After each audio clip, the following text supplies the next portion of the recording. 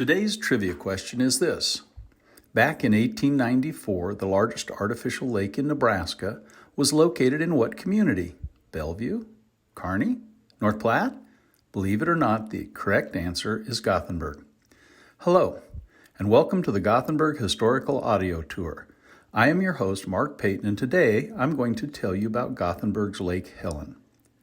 On the north edge of Gothenburg, next to Lafayette Park, lies a picturesque 22-acre lake known as Lake Helen.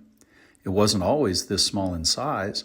It was originally designed to be 180 acres, making it the largest artificial lake in Nebraska at that time. However, realistically, the lake never held more than 100 acres of water. Lake Helen's story begins in 1888 when the Gothenburg Power, Light and Investment Company started construction on a massive project, the goal being to bring hydroelectricity to Gothenburg. With the cheap electricity, they hoped to attract a number of manufacturing plants to what was being hailed as the Chicago of the Plains. To run the direct current dynamo, they needed water to fall through the plant, which would turn the water wheels and provide electricity. They chose a spot where a quarter-mile dam could be constructed, backing water up a small valley. Then they started working to create a canal that would bring water from the Platte River and into the Gothenburg area. Building of the canal and the lake took 2 years, construction lasting until 1890. The building of the powerhouse that would hold the dynamo took 4 years. So from 1890 to 1892, Lake Helen, named after the daughter of one of the investors, had water but no power plant. The water entering the lake from the canal just poured over the southwest corner of the dam into the tail race, which is a canal dug to take the water back to the river. With no power plant, there was a 60-foot waterfall. The sight of a 60-foot waterfall here in mid-Nebraska was so unique, a petition was started to change the name of the town, Gothenburg, to Platte Falls. However, the petition failed. The severe drought and depression of the 1890s killed any chance of Gothenburg becoming a manufacturing center. However, recreation was another thing entirely.